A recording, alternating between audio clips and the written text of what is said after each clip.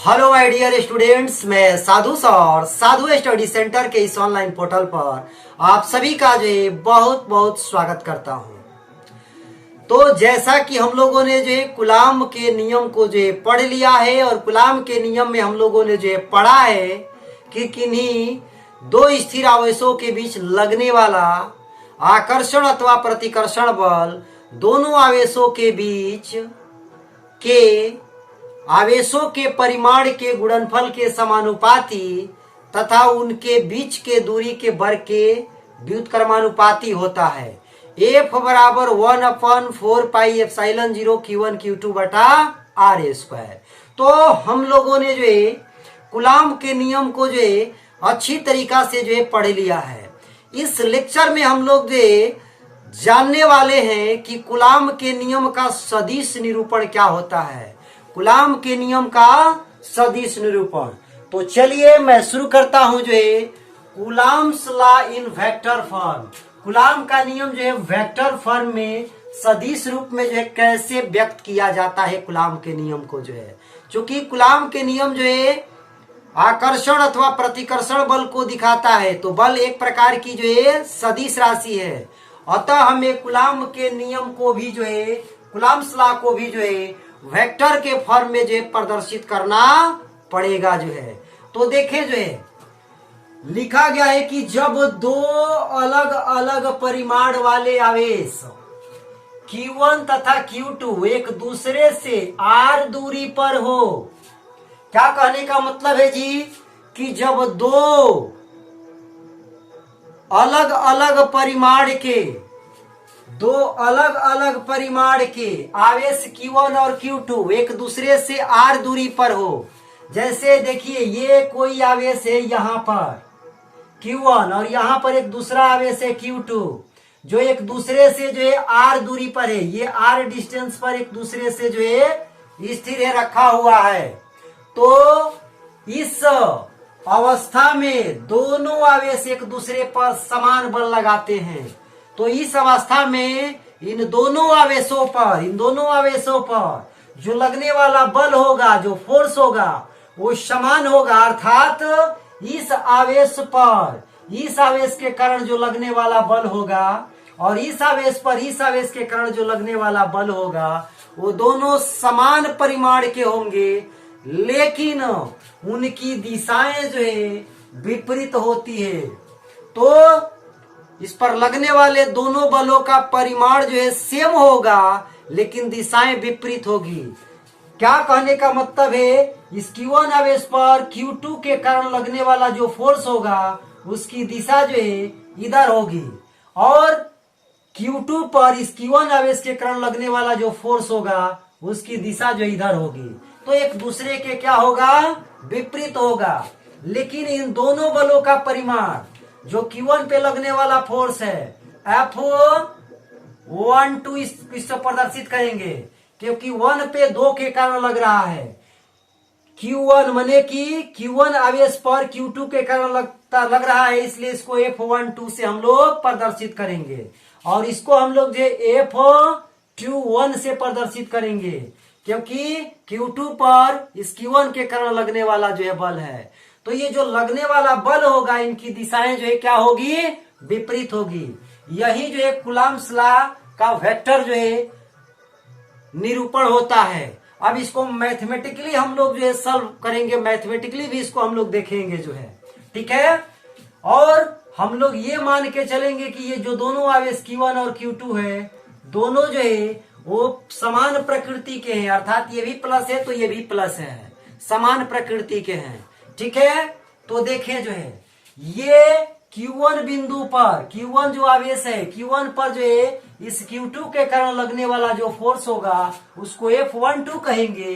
तो वही बातें यहाँ लिखा गया है कि F12 जो है वो बराबर होगा फोर्स ऑन फर्स्ट चार्ज पर जो लगने वाला बल होगा, पहले आवेश पर जो लगने वाला बल होगा ड्यू टू सेकेंड चार्ज, दूसरे आवेश के कारण जो लगने वाला बल होगा वह F12 होगा। F12 से उसको प्रदर्शित करेंगे।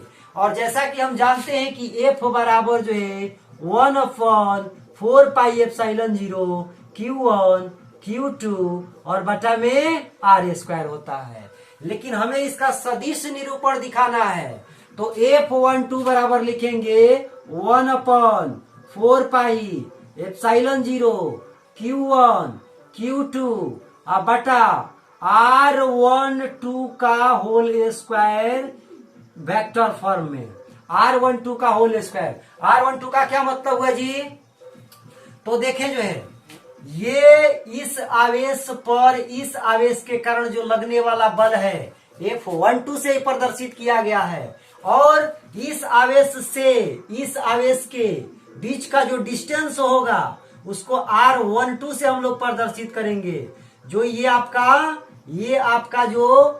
आपका जो डिस्टेंस होगा इसको R12 से प्रदर्शित करेंगे।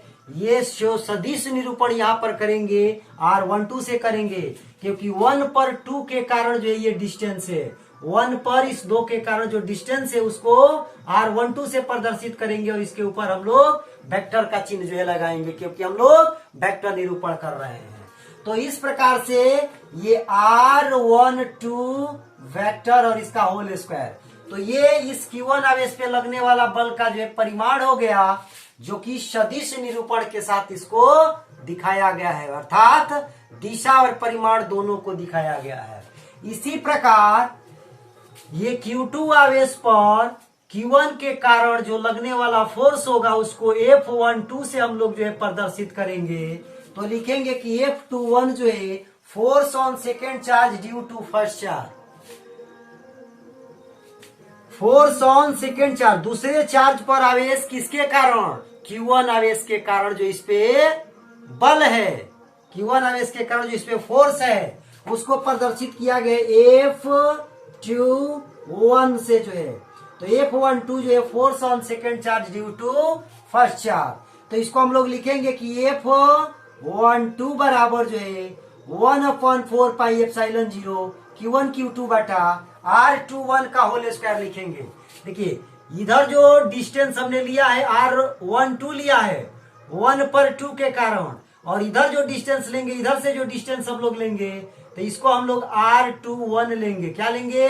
R21 लेंगे, क्योंकि Q1 Q2 पर जो है इस Q1 के कारण जो है, तो यहां से जो है ये Q2 से ये आपका Q1 लेंगे हम लोग, ठीक है। तो इस प्रकार से ये आपका R21 और ये आपका वेक्टर रूप में का होल स्क्वायर। लेकिन इसका जो चिन्ह होगा वो क्या होगा? निगेटिव चिन्ह लेंगे, क्योंकि ये जो फोर्स है F12 ये इधर की तरफ लग रहा है, F21 जो फोर्स है उधर की तरफ लग रहा है, तो इसका जो दिशा है एक दूसरे के क्या है? विपरीत है। इसलिए यहाँ पर जो है ये माइनस चिन्ह जो है हम लोग देंगे। अब हम लोग जो है इसको समीकरण 1 और इसको हम लोग 2 लेंगे, और 1 और 2 से हम लोग पाएंगे हम लोग पाएंगे क्या पाएंगे कि F12 का जो ये मान है और F12 का जो ये मान है और इसको 21 लिखेंगे, F21 का जो ये मान है F21 का, इन दोनों का परिमाण क्या है? सेम है, परिमाण सेम है। तो जैसा कि यहाँ मैंने शुरू में ही बताया कि जब दो अलग अलग परिमाण वाले आवेश Q1 और Q2 एक दूसरे से r दूरी पर होते हैं, तो इस अवस्था में दोनों आवेश एक दूसरे पर समान बल लगाते हैं, अर्थात F12 जो बल लग रहा है और F21 जो बल लग रहा है F21, ये दोनों परिमाण में क्या होंगे? बराबर होंगे। तो इस प्रकार से F12 जो है वो बराबर होगा F21 के, लेकिन इनकी दिशा विपरीत होगी, और दिशा विपरीत होने के कारण देखिए ये माइनस चिन्ह होगा, ये वाला माइनस जो ये आएगा। अब यदि हम लोग इसका देखें, अगर इसका हम लोग जो है मैग्नीट्यूड निकालें, इसका मॉड हम लोग कर दें, तो इसमें जो माइनस चिन्ह होगा, इसमें जो माइनस चिन्ह होगा, जब मॉड से हम लोग बाहर निकालेंगे तो ये माइनस हट जाएगा, तो F12 बराबर हो जाएगा F21 के। तो इस प्रकार से ये क्या हुए? दोनों बल परिमाण में जो है बराबर हुए, और यहाँ पर ये जो समीकरण है ये दिखा रहा है कि दोनों बल परिमाण में बराबर है, लेकिन विपरीत दिशा में है। क्या है? विपरीत दिशा में है। तो दोनों बातें जो है यहाँ पर जो है साबित हो गई कि दोनों आवेश एक दूसरे पर समान बल लगाते हैं। तो इस प्रकार से ये समान परिमाण के बल हुए, और क्या, लेकिन उनकी दिशा विपरीत होती है। तो दिशा विपरीत के लिए देखिए ये यहां पर जो है माइनस। तो ये पूरी तरीका से मैं उम्मीद करता हूं कि इसको आप लोग समझ चुके होंगे जो है। तो चलें, इस वीडियो को मैं यहीं पर जो है समाप्त करता हूं। तो कोई डाउट यदि होगा तो जरूर आप जो है पूछेंगे, हम आपके डाउट को जो है जरूर जो है क्लियर करेंगे। तो चलिए इस वीडियो को जो है यहीं पर स्टॉप करते हैं। So thank you very much and all the best.